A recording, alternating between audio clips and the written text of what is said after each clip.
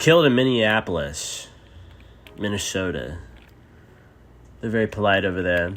I don't think there'd be many murders, but I guess there are. Devastating. Let's see. 1993. I was on call as a team leader for our crime scene team. We had pagers then, no cell phones, and I got a page. It was a sergeant requesting our assistance. Like talking to a person like just as old as him. Why is he saying that to her? She's like, yeah, I know. I remember too. On the 21st floor of this high-rise apartment building, when you entered into the apartment, you didn't really see anything. Imagine paying, like, I don't know. What was... I pay a lot of fucking money for my apartment. I can't imagine getting killed in that bitch. I'd be so fucking angry. And you ended up going into the bedroom. It was catastrophic. When Me and my girl. proceeded to where the body was. My girl. It's an actual bare foot. I mean, wow. Why is that weird for people to be barefoot in a home? I called the coroner's place, and he said, "Are you all alone? You better get somebody over there with you." She's like looking at herself in the mirror. That's crazy. This lady's like the 20 more years older version than like the reporter. This is insane. There was DNA from other individuals that did not belong to Jerry Westrom, but clearly belonged to a male source. We know that there were experts that viewed... Why? Was it like semen or something? Like, obviously a male source. Had to step in wet blood. And it had to be after she was stabbed or bleeding. Yeah, no shit. Yeah, if you leave with like a splatter of blood, yeah, you definitely stepped in it. What? I don't understand. How important did those footprints in blood become in this case? Without the footprints, we would not be sitting here. I think that the footprints... Imagine being killed and like your murder case is just like a mid like crime scene investigation, like true crime story. It's not even like a good one. It's like a fucking absolute mid tier. defines the path of this case. I'm gonna be killed gloriously. Someone's gonna kill me, and it's gonna be so entertaining. And they found that the shower was still running and causing all this flooding next door. After the It's the guys from Home Alone. What do they call themselves? The Wet Bandits? This is one of the bloodiest that I've been to. Retired forensic scientist Bart Epstein says carefully documenting that scene was... It's like little ketchup smears everywhere. What do you mean the bloodiest crime scene you've seen? There's like tiny little ketchup spray. It looked like a ketchup bottle just went through it. Crucial. Blood stains and blood spatter tell a story. My nose is bled, and it's been worse than that. Yes, it sure can. In this case, we could establish that Jeannie Child I have really bad nosebleeds. was hit in front of Why was the sink faucet still dripping? Was he trying to clean up? Jeannie apparently made it back to her... Wow, a murderer and environmentally non-conscious. Unforgivable. Her bedroom, where her body was found. The blood wasn't confined to just the area where she was. The blood was on the walls, the blood was on the comforter, the blood was on the floor. Me and my girl. Julie Rendelman is a defense attorney and legal consultant. I'm extremely physical with my woman. And legal consultant for 48 hours. It leads one to believe that a struggle happened, that she was fighting to save her own life. The living room appeared untouched. A sitcom was still playing on... Imagine getting killed while Seinfeld's playing. He's getting stabbed. It's like, what's the deal with airplanes? Marvin's playing. You're just getting stabbed. Shanae. Oh, no, you didn't. Oh, no, you didn't. Someone who...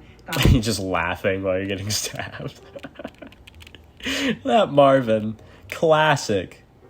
Investigators observed dishes in the kitchen sink. and a knife in the drying rack. Did you take that knife in? Did not take that knife in. I looked at it, and there was no apparent blood on there. We never found... Yeah, no shit, there's no blood on there. It's in the drying rack, silly. They cleaned it. You idiot. bloody bare footprint. There's nothing worse than a wet sock. I took my life in my own hands many a times to track her down. I could have been killed, but I had my great Dane. At least you had a fucking great mom. And a gun, which you sometimes find. Oh yeah, when she would come home, she was like a cat on a hot tin roof. She was so antsy she couldn't stay very long. Fucking sick analogy. Jesus Christ. There you go. Well, you might have been a shitty mom, but you were quick with those analogies. Good job. As the time passed, she feared her daughter was using drugs and soon learned how Jeannie was making ends meet. Maybe she was selling ice cream? Was she making minimum wage selling ice cream? And what did your daughter do? Was she working a minimum wage job and making honest pay? Was she working an honest job for honest living? Prostitution? Oh my God. At one point it seemed she settled down long enough to get married, but her family says it didn't last long. Soon after, she married again to a man. What is fucking true romance? What the hell's going on? And there was a history of violence between them. At the crime scene, authorities found hairs resident of that apartment. It makes sense that his hairs would be throughout the bedroom. And Arthur Gray said he wasn't even in town, but on a motorcycle trip in Milwaukee, Wisconsin. The weekend Jeannie was murdered. A motorcycle gang pimp. She saw Jeannie with a tall blonde man wearing a trench coat. We had no way to track down who that may or may not... Only if Jeannie had 3 wishes. Do you have any idea why your DNA would be in that building, your blood would be in that building? No? Okay, my blood was in that building? Yeah. If you follow my blood somewhere, all I can think of is...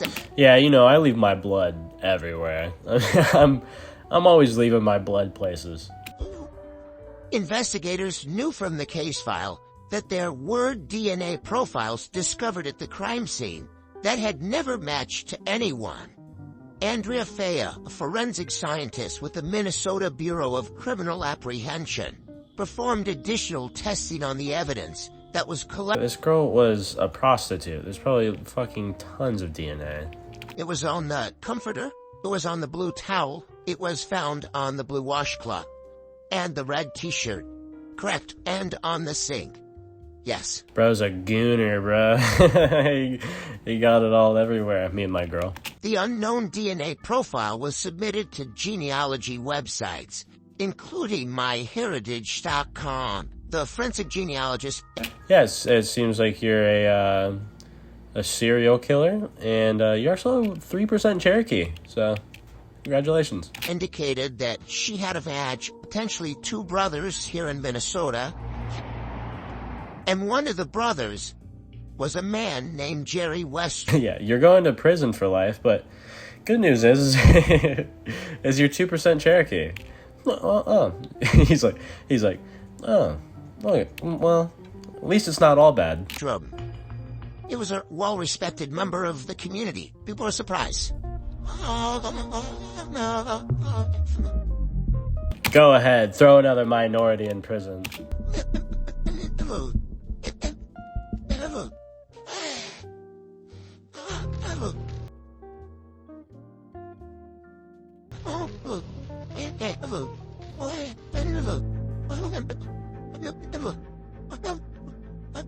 More than 25 years after Jeannie Childs was murdered, Drop the file. Triplett and Jerry Westrom were farm kids. They later became college buddies. And when Wayne got married, Those are the weirdest looking motherfuckers on the planet. he got along well with a lot of people. Very low-key gentleman, easily can fake friends with people. Westrom He's superficially charming. and his family were well respected in Isanti, Minnesota, about 40 miles away from Minneapolis. They owned a Sears store, and in the year 2000, Westrom built his own Field of Dreams, a convenience store and gas station known as Westrom's Corner. He's like different like levels of fat in every single picture. Like he's like super fat in this one and then like less fat in other ones. He began raising organic corn and soybeans and cultivating a business selling crop insurance. He's a very... Listen, Judge, I'm just a simple Southern murderer. Best DNA is something that has been in a person's mouth, like if they drank out of a drinking container, a straw, if they spit out chewing gum. She's like, what about cum? Why is saliva the ideal? Why did you say get something that had touched his mouth? There's a lot of DNA in saliva. Westrom, a devoted... She's like, dumb bitch. We watched him sit at the table and eat his order, and when he finished, he took a napkin and he wiped his mouth. Westrom tossed that napkin and food container in the garbage can, and when he returned to the ring, Agent Boker's... Sloppy mistake. Couldn't be me, couldn't catch me. Dead doing that shit. If I kill someone, I'll be on my P's and Q's. I'll eat the napkin. Made his move. I was gloved. I just reached down and got the container. Catch me keep eating every fucking napkin.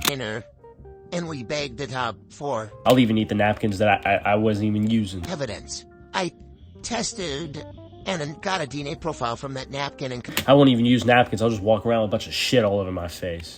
As you sit here right now, Wayne, do you believe that Jerry Westrom is the one who killed Jeannie Child? You know, sometimes you don't really know someone, you know? I think that I was mistaken, and it haunts me to this day that I was best friends with someone who could be capable with such things. Definite no. Not definite no. Definite no, not a chance. He doesn't give much in the interview, but what he doesn't say almost says more. What do you mean? He doesn't ask any questions about what happened, about why he's there, about why they're looking at... Just like a girl, just be like, he doesn't even care. He doesn't even ask anything. ...at him. Jerry Westrom had no history of violence. Yeah, and the biggest thing was that he never asked me how I felt. Ma'am, you weren't in the room. But still, he's an asshole. Westrom had told Wayne about 2 DWI arrests, but never shared he had been arrested twice for... Look at that perm. Is that a perm of a murderer? You tell me. I got a phone call and he said, I'm the detective that worked on your daughter's case. And I said, okay, what's going on? We found him. And I got goosebumps all over me and I said, are you sure? No. Goodbye. He said, no, just kidding. Yes, we got him. No, just kidding.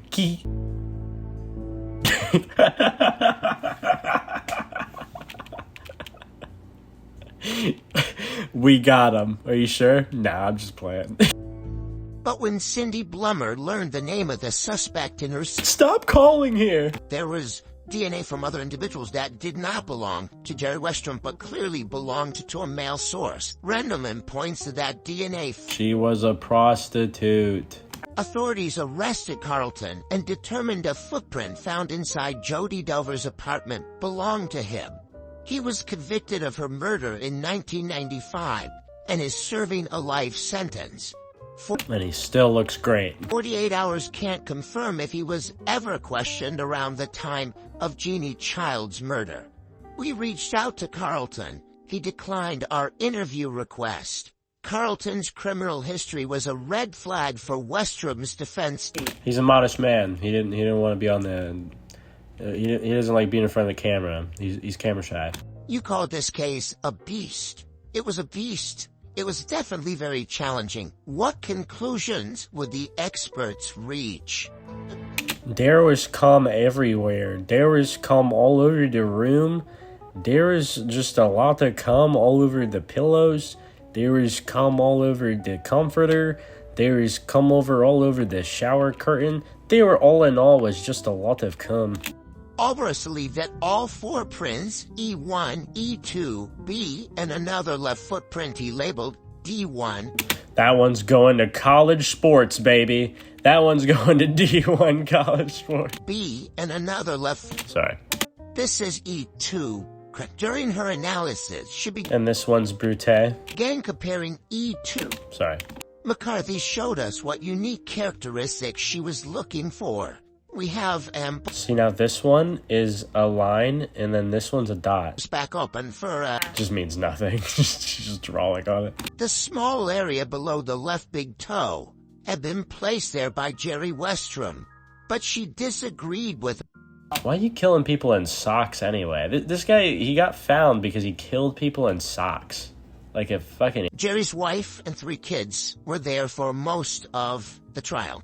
That's a down bitch, still holding his hand. Combined with his DNA as proof, they said, that he was in her apartment when she was murdered. I was in there, I was just eating a sandwich on the couch, minding my business. Something that a lot of people don't know how to do these days. Timestamp of when the killer was there. But the defense tried to poke. That'd be my last-ditch effort as a defense. They also called that witness who had told police she saw Jeannie Childs with a... You think, like, when people know that they're, like, absolutely guilty, they might just start saying, like, insane Hail Marys. just why not? Why not throw something out there? blonde man wearing a trench coat. I was eating a sandwich while he was killing it. It had pickles and olives on it. Black olives, I remember, because I hate the green ones. As an alternate suspect, Jeannie had accused him of domestic abuse. And then when you put the hair of... It wasn't domestic abuse. He's just getting his bitch in line. He's a pimp. Arthur Ray in her hand... You got my money, bitch. The defense, who declined our... I thought he was holding hands with the lawyer for a second. And convicted Jerry Westrom of the top count, which was murder in the first degree. They also found him guilty of murder in the second. That was not even possible. It was like planned versus unplanned murder. The victim who didn't deserve what they got. It's terrible. Sitting here and Jerry's paying for that. You guys are... God, you're my everything, yeah. If you were to be killed by a guy in socks, I would be devastated. Alright, bye-bye.